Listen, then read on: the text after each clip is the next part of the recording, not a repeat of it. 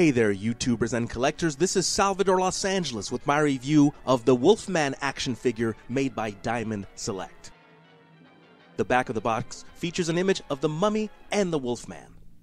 Beginning in 1923, Universal Pictures began a series of horror and science fiction movies that changed film forever. The monsters who appeared in these films have become some of the most iconic characters in film history.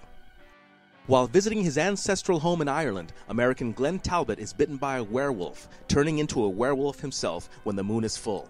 Talbot is unable to control his transformations and stalks the village by night, preying on the local populace. This fully posable action figure was sculpted by Jean St. Jean, based on the appearance of Lon Chaney Jr. in the movie The Wolfman, and features over 16 points of articulation. This is Salvador Los Angeles with my review of the Wolfman action figure made by Diamond Select, and I thank you for watching.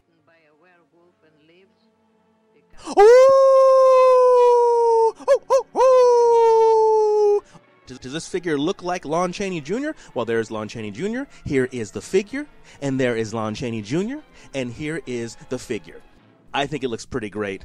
We'll get into some of the paint in a second. Here he is walking. I like the way he just moseys along in a Wolfman sort of way. I'm going to compare this to the older release as well. On his back, there is a monologue on his back. What does it say? Something, Universal Studios, Lon Chaney likeness, the Wolfman, a trademark. Ain't nobody got time for that. Here is Lon Chaney Jr.'s butt. Here is Lon Chaney Jr.'s belt.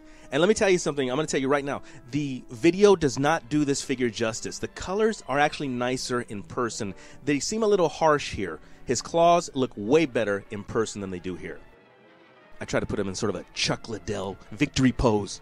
He has movement in his neck, left to right primarily. Shoulder rotates all the way around.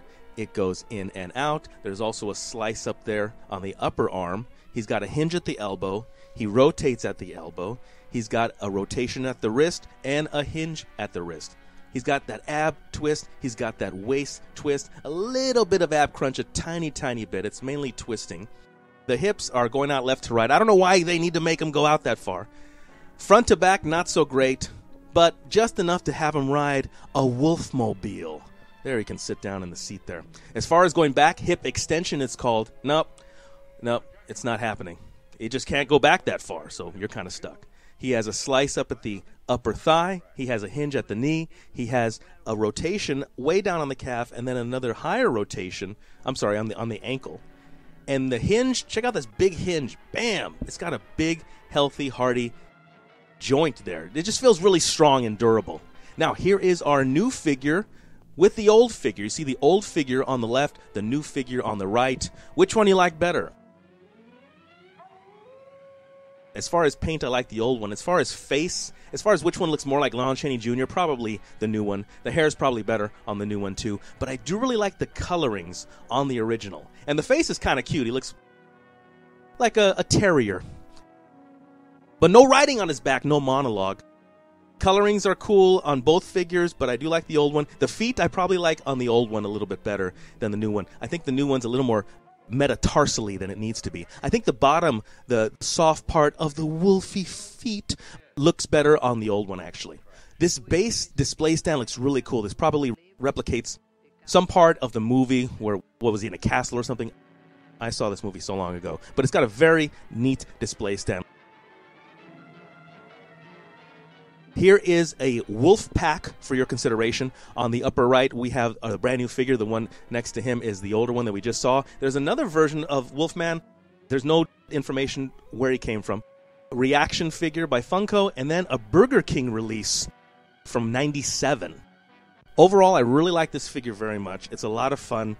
The more I look at it in person and less on the video, the more I appreciate it. It actually is better looking face-to-face, eye to eye. The paint, I think they got a little sloppy around the eyes. I think they could have perfected that more. But I got to give a shout out to Diamond Select for their $12.99 price tag. That's how much this figure cost. Wow. And they're coming out with a whole slew of great figures for $12.99. I don't know what they're doing. You know what? Wolf butt. Thanks for watching.